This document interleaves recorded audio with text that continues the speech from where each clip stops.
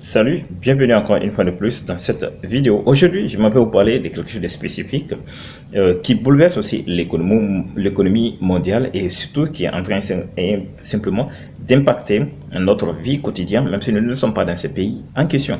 Et hier, donc, vous avez vu que la Russie a bombardé tardivement dans la nuit beaucoup de lieux en Ukraine, faisant beaucoup de dégâts, faisant beaucoup plus de morts. Et avant cela, je crois, le 1er, le 2 juin, vous avez entendu que l'Ukraine avait lancé des bombes contre la Russie.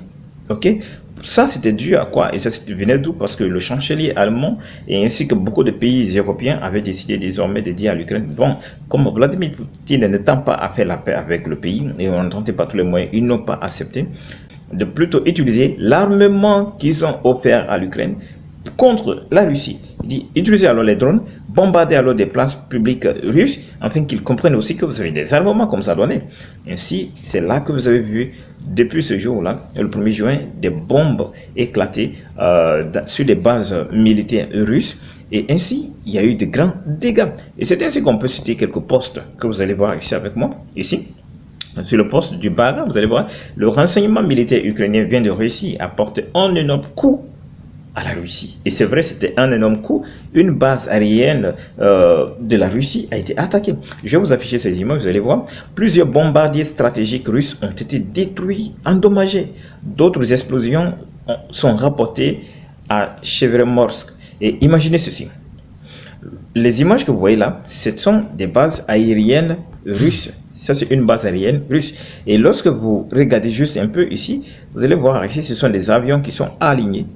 Ils sont alignés comme ça. Les petits trucs là où il y a les cercles carrés rouges et autres là, les carrés là, ce sont des types d'avions de SACH, de drones et tant d'autres comme ça. C'était une base aérienne russe qui était là. Et ainsi, l'Ukraine avait réussi donc en utilisant les armes de l'Occident à bombarder ces lieux, cette base militaire russe.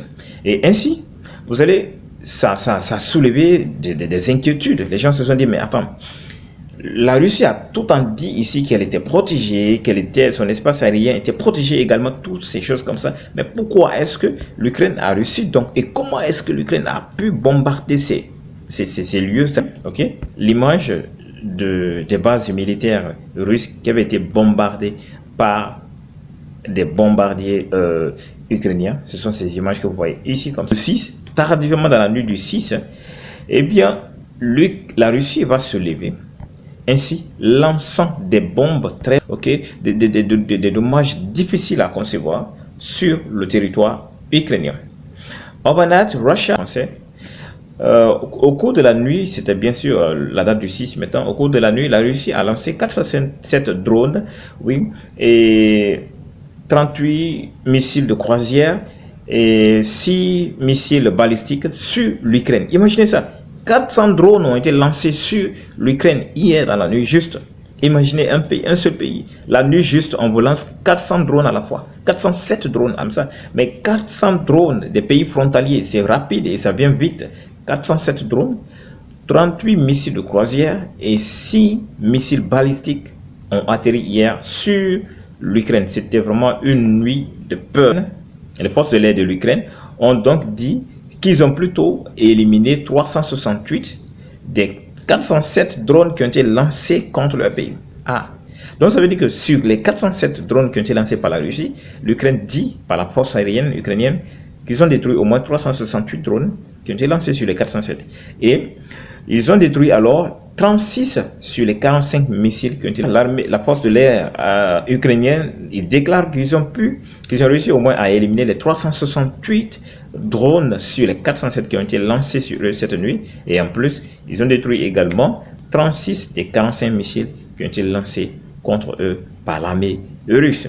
C'est vraiment quelque chose on est en train de vivre des moments, je ne sais pas comment les décrire, compliqués de l'histoire de l'humanité, parce qu'en un 21e siècle, on n'est pas aussi en 1900 pour qu'on parle de guerre mondiale. Mais aujourd'hui, nous sommes au 21e siècle et nous voyons encore qu'il y a des guerres comme ça qui se répètent en pleine journée, en pleine nuit où on ne devrait plus faire la guerre. Parce que les gens avaient compris la difficulté qu'on avait eue avec la guerre mondiale. Imaginez ces images que vous voyez là, ce sont déjà les dégâts que ces missiles ont causés sur le territoire ukrainien. Et alors, donc, cette image Vous allez voir comment est-ce que ça a explosé. Imaginez, regardez juste.